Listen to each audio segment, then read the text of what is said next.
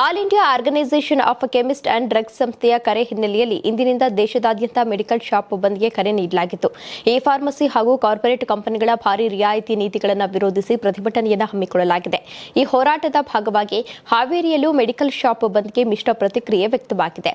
ಕೆಲವು ಕಡೆ ಸ್ಥಳೀಯ ಮೆಡಿಕಲ್ ಅಂಗಡಿಗಳು ಸಂಪೂರ್ಣವಾಗಿ ಬಂದ್ ಆಗಿದ್ರೆ, ಇನ್ನು ಕೆಲವು ಕಡೆ ಫ್ರಾಂಚೈಸಿ ಹಾಗೂ ದೊಡ್ಡ ಬ್ರ್ಯಾಂಡ್ಗಳ ಮೆಡಿಕಲ್ ಶಾಪ್ಗಳು ಎಂದಿನಂತೆ ತೆರೆದಿವೆ. ಹಾನಗಲ್ ತಾಲೂಕಿನಲ್ಲಿ ಮಾತ್ರ ಎಲ್ಲಾ ಮೆಡಿಕಲ್ ಶಾಪ್ಗಳು ಸಂಪೂರ್ಣವಾಗಿ ಬಂದ್ ಆಗಿದ್ದು, ವ್ಯಾಪಾರಿಗಳಿಂದ ಭಾರಿ ಬೆಂಬಲ ವ್ಯಕ್ತವಾಗಿದೆ. ಪಟ್ಟಣದ ಪ್ರವಾಸಿ ಮಂದಿರದಲ್ಲಿ ಸೇರಿದ್ದ ಔಷಧ ವ್ಯಾಪಾರಿಗಳು ಪ್ರತಿಭಟನೆಯನ್ನು ನಡೆಸಿ ತಹಶೀಲ್ದಾರ್ ಅವರಿಗೆ ಮನವಿಯನ್ನು ಸಲ್ಲಿಸಿದ್ದಾರೆ.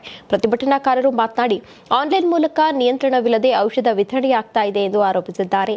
ಈ ಫಾರ್ಮಸಿ ಮೂಲಕ ಮಾರಾಟವಾಗ್ತಾ ಇರುವಂತಹ ಔಷಧಗಳನ್ನು ತಕ್ಷಣ ನಿಷೇಧಿಸಬೇಕು ಎಂದು ಅವರು ಆಗ್ರಹಿಸುತ್ತಾರೆ.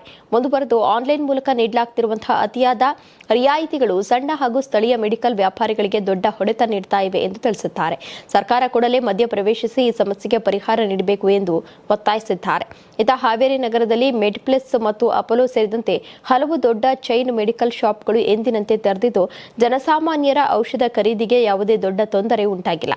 ಒಟ್ನಲ್ಲಿ ಬಂದ್ಗೆ ಕೆಲವು ಭಾಗಗಳಲ್ಲಿ ಉತ್ತಮ ಬೆಂಬಲ ದೊರೆತಿದ್ರು, ಕೆಲವೆಡೆ ಮಿಶ್ರ ಪ್ರತಿಕ್ರಿಯೆ ವ್ಯಕ್ತವಾಗಿದ್ದು, ಮೆಡಿಕಲ್ ಸೇವೆಗಳು ಜನರಿಗೆ ಬಹುತೇಕ ನಿರಂತರವಾಗಿವೆ ಎಂದು ಹೇಳಬಹುದು.